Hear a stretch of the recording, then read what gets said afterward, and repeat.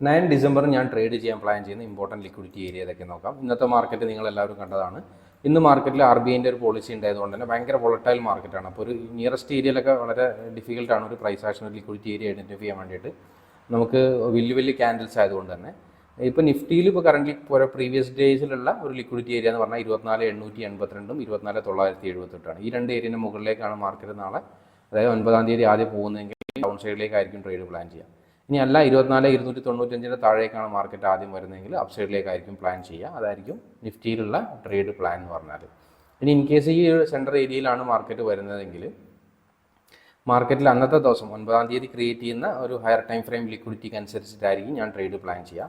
Bank നിഫ്റ്റിയിൽ നോക്കുകയാണെങ്കിലും അതുപോലെ തന്നെ വലിയ ക്യാൻഡിൽസ് ആണ് ഇന്ന് ക്രിയേറ്റ് ആയത്.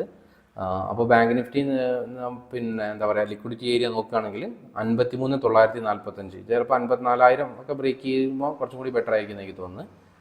അതിൻ്റെ മുകളിലേക്കാണ് പോകുന്നതെങ്കിൽ ഡൗൺ സൈഡ് ആയിരിക്കും ഞാൻ പ്ലാൻ ചെയ്യുക. ഇനി ഇൻ കേസ് 52,850 താഴേക്കാണ് മാർക്കറ്റ് ആദ്യം പോകുന്നതെങ്കിൽ 1 മിനിറ്റിലെ പ്രൈസ് ആക്ഷൻ നോക്കിയിട്ട് അപ്പ് സൈഡിലായിരിക്കും പ്ലാൻ ചെയ്യുക. ഇനി ഇതിന് രണ്ടിന് ഗ്യാപ്പിലാണെങ്കിൽ ഹയർ ടൈം ഫ്രെയിം IDXകൾ ക്രിയേറ്റ് ആയിട്ട് അത് എടുക്കുമ്പോഴായിരിക്കും ഞാൻ ട്രേഡ് പ്ലാൻ ചെയ്യുക.